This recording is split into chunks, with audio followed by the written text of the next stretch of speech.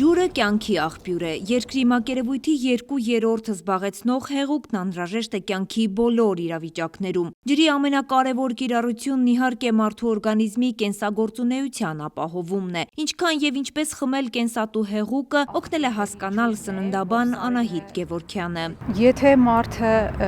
ջուր քիչ խմի, ապա այդ մարդու մոտ կատարվող բիոքիմիական պրոցեսները ուղղակի չեն ընթանա բնականոն ձևով, որովհետև բոլոր բիոքիմիական պրոցեսները, բոլոր այդ ռեակցիաները ընթանում են ջրի միջավայրում, լուծույթների ձևով են, անպայման պետք է լինեն այդ նյութերը, որպեսզի կատարվեն այդ քիմիական պրոցեսները։ Կարծիքը թե ցանկացած դեպքում շատ ջուրն օգտակար է օրգանիզմին, մասնագետը միանգամից հերքում է։ Երբեմն դրա սխալ կիրառությունը կարող է անդառնալի հետևանքներ ունենալ։ Պետք չի շատ ջուր խմել սնունդ ընդունելու ընթացքում, ուտելու ժամանակ։ Եթե ձեր սնունդը շատ չոր է եւ ամեն դեպքում կարիք կա որոշ քանակի ջրի, շատ լավ կլինի, որ այն չգերազանցի 100-150 մլ։ Պատճառն այն է, որ մեծ քանակությամբ ջուրը նոսրացնում է ստամոքսահյութը, իսկ ստամոքսահյութում որպեսզի արտադրվի պեպսին ֆերմենտը, որը նպաստում է սպիտակուցների առաջնային մարսողությանը, պետք է որ ստամոքսահյութի թթվայնությունը բարձր լինի։ Երբ որ նոսրանում է ստամոքսահյութը, իջնում է թթվայնությունը եւ պեպսինի արտադրությանը դա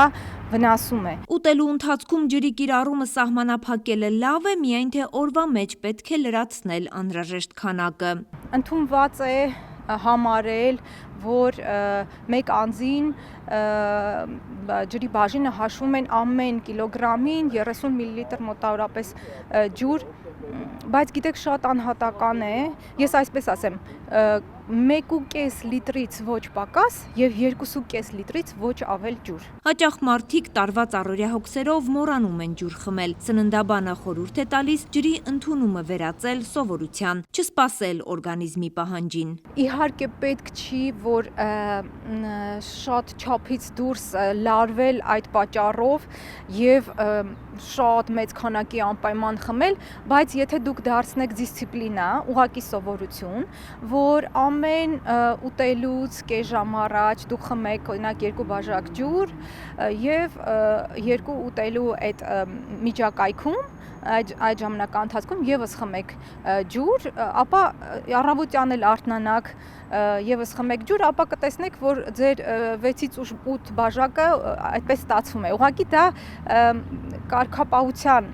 հարց է, կարելի է դարձնել դիսցիպլինա, կարգապահություն եւ այդքան ջուր ընդունել, հատկապես առավոտյան, երբ արթնանում եք քնից։ Շատ օգտակար է խմել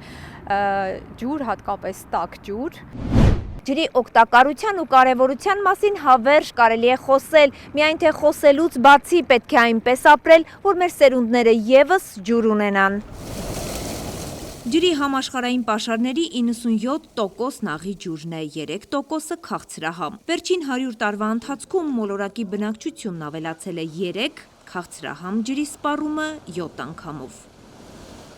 Ինչ ներուժ ունի Հայաստանն ու որքանով է ճիշտ կառավարում իր ջրային ռեսուրսները։ Մեր մոտ թույլ կարծիք կա, որ Հայաստանում ջրային պաշարները բավականին շատ են, եթե մենք թվերով խոսենք, վերականգնող ջրի ծավալները Հայաստանում գրեթե 7 միլիարդ մետր խոհանարդ են տարեկան։ Մենք չենք կարող ասել, որ մենք շատ ջրային պաշար ունենք, դա ճիշտ են կառավարում։ Եվ ընդհանուր առմամբ, եթե կորուստներից խոսենք, ընդհանուր առմամբ Հայաստանի Հանրապետությունում հիմնական 2 համակարգերում, որտեղ ջուր են օգտագործում, դա խմելու եւ կենցաղային կարիքներն են եւ ոռոգմանը, 2 տեղերում էլ 70%-ից ավել կորուստ մենք ունենք։ Թե նման տեմպերով մեր երկրի քաղցրահամ ջրի պաշարները երբ կավարտվեն, հստակ ժամկետներ ասելը դժվար է, միայն թե սթափվելու ժամանակն է, հետո շատ ուշ է լինելու։ Իհարկե անհանգստանալու կարիք կա, եթե մենք ելի համաշխարհային թվերով խոսենք, գրեթե ներկայումս գրեթե աշխարհի բնակչության 28%-ը ունի խմելու ջրի որակներին չհամապատասխանող ջուր եւ 2050 թվականին արդեն ասում են, որ աշխարհի 2.7 միլիարդ բնակչություն ունենալ է խմելու ջրի ծավալների խնդիր, այսինքն օգտագործման խնդիր։ Մեր երկրում քաղցրահամ ջրի առյուծի բաժինը տնտեսության եւ գյուղատնտեսության մեջ է օգտագործվում։ Տարեցտարի մեծացնելով ծավալները, օր-օրի պակասում են վերականգնվող ռեսուրսները, ասում է Արամ Սահակյանը։ Հարկավոր է ուսումնասիրել համաշխարհային փորձն ու օր առաջ ջրի ճիշտ կառավարման ազգային օրակարգ ձևավորել։ Մենք մարդկանց ենթագիտակցության մեջ պետք է փոխենք որոշ ապրելակերպի ենթագիտակցության մեջ։ Եթե մենք թվերով խոսենք, ընդհանուր առմամբ աշխարհում մեկ մարդու մեկ շնչի մեկ օրվա ընթացքում օգտագործվող ջրի ծավալը գնահատվում է 300 լիտր, այսինքն 300 լիտր օր մարդ։ Երկրներ կան, որոնք որ այս ցուցանիշը բավականին իջեցրել են։ Օրինակ շատ զարգացած երկրներ կան, չգիտեմ, մենք խոսենք Իսրայելի մասին, խոսենք